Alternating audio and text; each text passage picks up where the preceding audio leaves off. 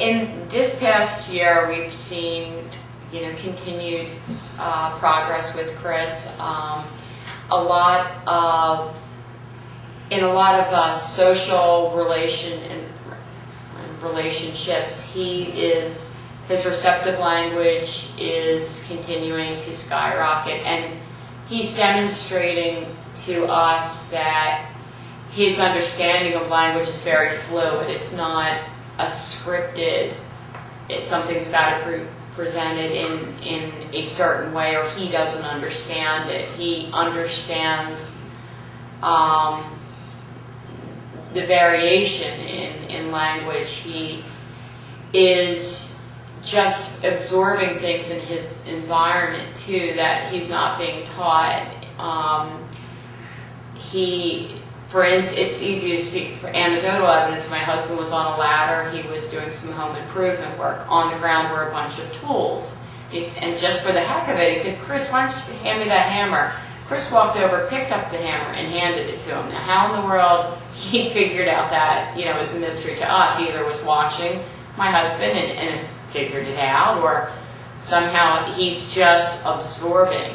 He's very much an active participant in things that go on around him, and he is initiating games with me. He initiates little conversations. I'm not just used for what he needs anymore. He'll want to play a tickle game, or he'll want to go outside and take a walk, and it's very rewarding to see the buds of a true relationship with my son.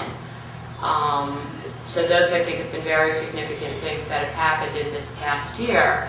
Another really exciting thing that's happened as a result of his increased ability to understand and take part in the world around him is that his school and his academic performance has changed. He used to be very much at the bottom of the ladder in his class, and chugged along, did okay, but in the past year he's really risen into the highest functioning group in the class and moves with them to stations. And now we're talking about in this year's IEP adding academic goals, which was just such a remote possibility for us a year ago. And now everyone agrees it's time. He's ready for it. He's made that type of progress. So it's exciting to have options for him that we just didn't have. So it's exciting to see him move through the pack, like get to the top of the group, as opposed to just kind of floating, languishing at the bottom. A cynic might say that this progress might have happened regardless of whether or not he was using methyl B12 shots, but I can absolutely tell you, with all my record keeping, with my notes from school, with everything I've done, that this type of progress did not start to happen for him until we started these shots. We would make progress, we would regress.